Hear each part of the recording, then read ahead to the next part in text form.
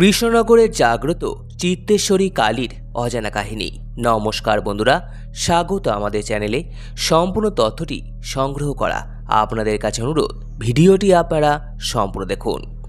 কৃষ্ণনগরের কাঁঠালপোতায় অবস্থিত শ্রী শ্রী চিত্তেশ্বরী কালী 2005 সালে দীপাবলি কালী পুজোয় কাঁঠালপোতার JK সাহা লেনে চিত্তেশ্বরী কালী মায়ের বিগ্রহ প্রতিষ্ঠা করা হয়।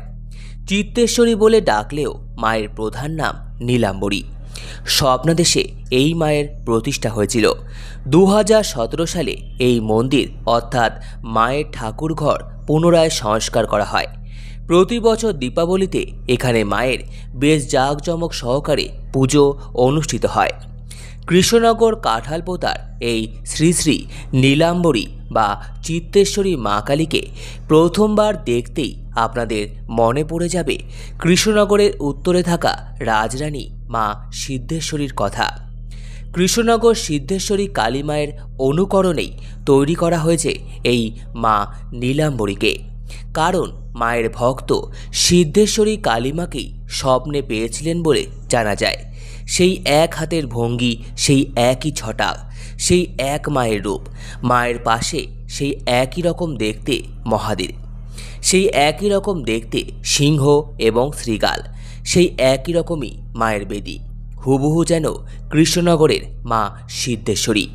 প্রসঙ্গত বলে রাখা ভালো, এই মায়ের মন্দিরটি রানাশ্রী কঙ্কন নামক ব্যক্তির বাড়ির ভেতরে অবস্থিত। তবে বাইরে থেকে আপনারা মাকে দর্শন সহজেই করতে পারবেন। মায়ের মূর্তি তৈরি করা হয়েছে খড় ও বিশুদ্ধ গঙ্গামাটি দিয়ে। সেই 2005 সাল থেকেই এই মাটির মূর্তি এখানে পূজিতা হয়ে আসছেন। মায়ের সদাদীপ্ত নয়ন, উজ্জ্বল হাসি বেশ আকর্ষণীয়। এই নীলাম্বরী মায়ের পূজা অর্চনা হয় সিদ্ধেশ্বরী মায়ের মন্দিরের মতন। প্রতিদিন সকালে মায়ের পুজোর পর হয় হোম, দুপুরে হয় মায়ের ভোগ, সন্ধ্যায় মায়ের আরতি এবং রাত্রে মায়ের শয়ন। ভোগও দেওয়া হয় সিদ্ধেশ্বরী কালীবাড়ির মতনই। এই গর্ভগৃহে মা নীলাম্বরীর সাথে রয়েছেন শ্রী মহাকাল, শ্রী গণেশ এবং মা বগলামুখী। প্রতি 6 বছর অন্তর এখানে মা বগলামুখীর মহাপুজো অনুষ্ঠিত হয়।